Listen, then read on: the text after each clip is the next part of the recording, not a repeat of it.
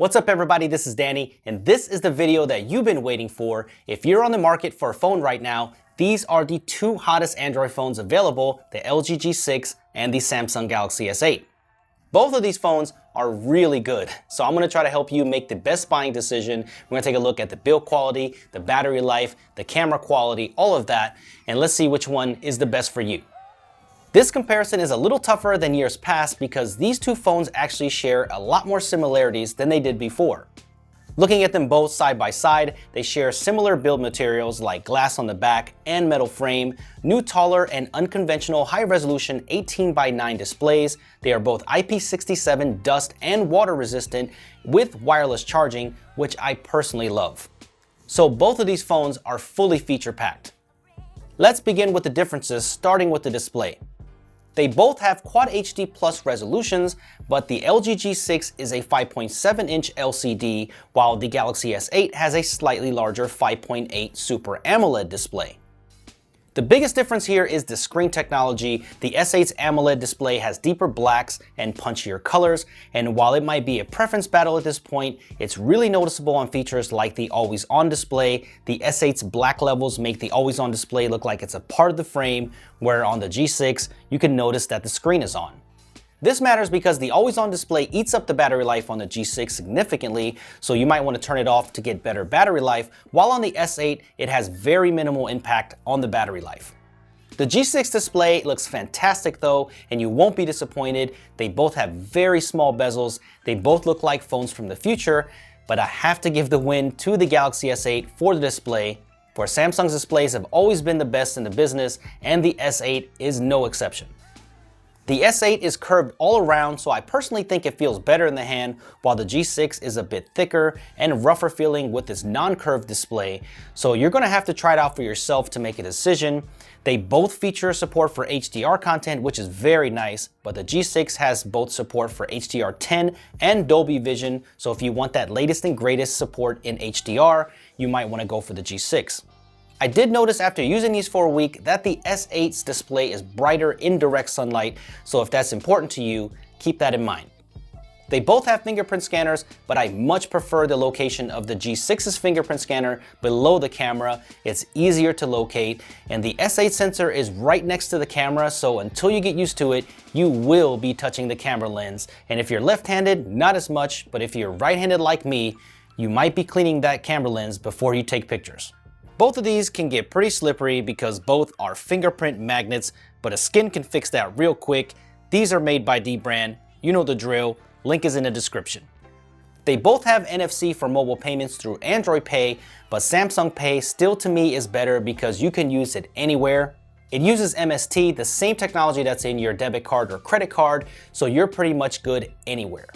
The performance of these phones are both great. They both run Android 7.0, so you get all the great features with their respective skins on top. Now you will have to pick which skin interface that you like best, but if you're like me, then you're probably going to want to pick a theme or stick another launcher on it, and that's the beauty of Android.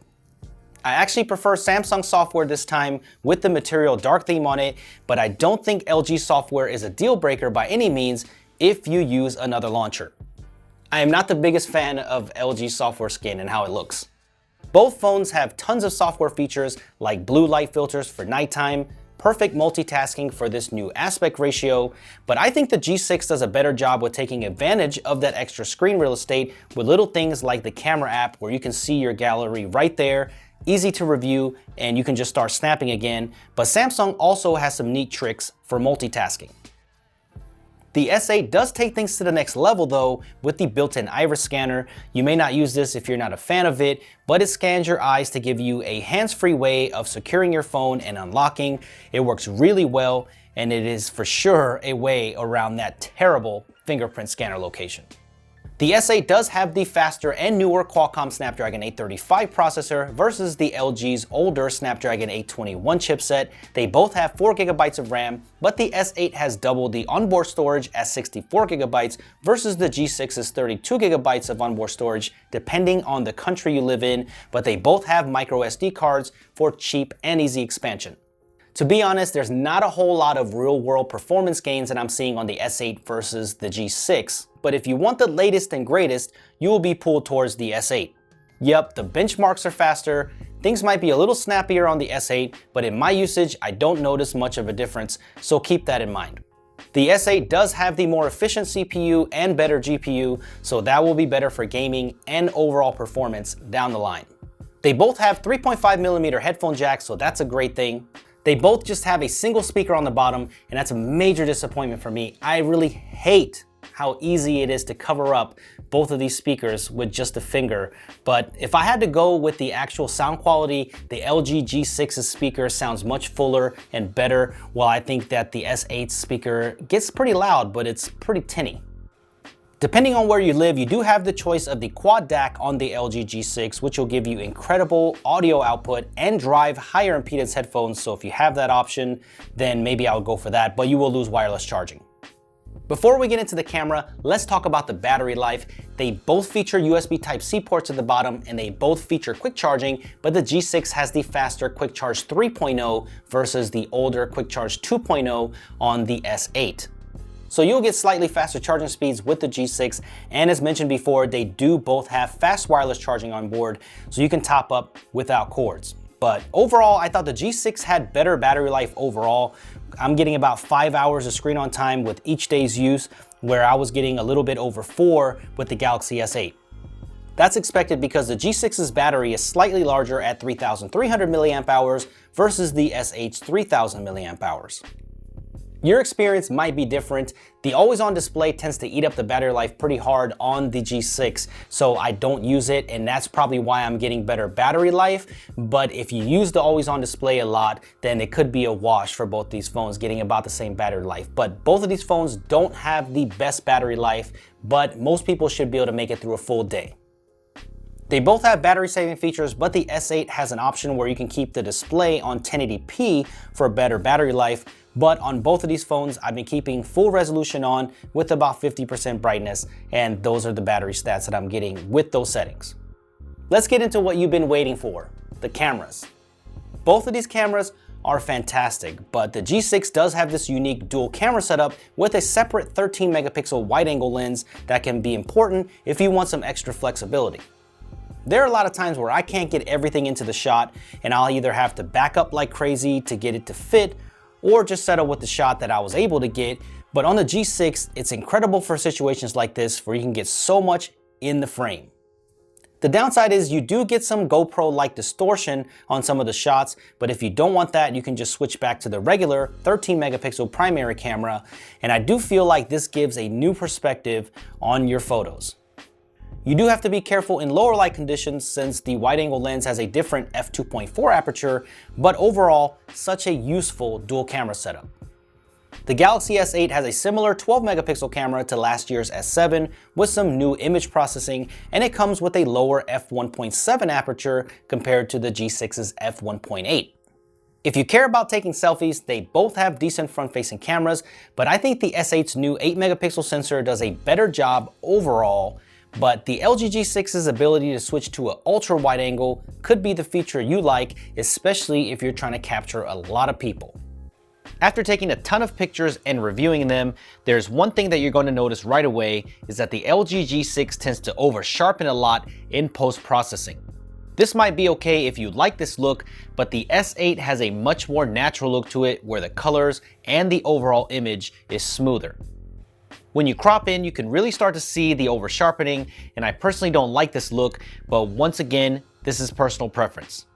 The dynamic range on both of the cameras are stellar and both produce some great images, but I always ended up liking the S8's pictures better in the end. The only time the G6 is the clear winner though is in macro mode. There's so much more detail there, and the minimum focusing distance is slightly better on the G6. I think a lot of people will agree with me here. I just think that the S8's pictures look more natural. I mean, what do you guys think?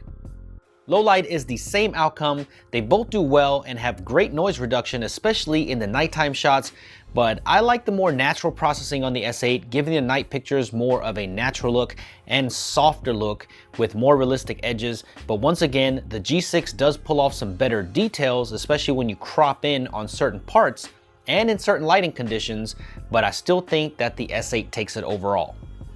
When it comes to 4K video, they are both sharp. I did notice that the stabilization is a little bit better on the G6. These are handheld shots right next to each other, but where the G6 wins is on the software side of things.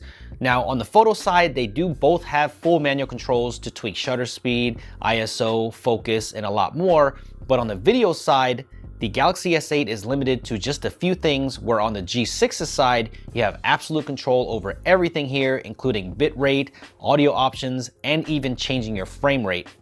So if you plan to do some video creation with your phone, the G6 might be the phone for you. Let me know in the comment section below if you want me to do a separate, more detailed comparison between these two cameras. So what do you guys think? Which one would you pick and why? Let me know in the comment section below. If you care about my opinion, I would personally pick the S8. I think between the both of them, they're beautiful, but the S8 has the better design, more comfortable in the hand. It has the new 835 processor, so I guess it's more future-proof. I think the camera actually takes more natural looking pictures and they have better outcomes overall. And if you care, there's 5G support on the S8. But you do have to take price into consideration because at least in the US, the LG G6 can be up to $100 cheaper on certain carriers, and they both perform very similar and they're both great phones. So if you're looking to be a little bit on the budget, then the G6 might be the one for you. You really can't go wrong with either of these phones. They're both great. So let me know which one you like in the comment section below. If you enjoyed this, make sure you give this a thumbs up and subscribe to the channel for a lot more comparisons. And I will see you guys in the next one.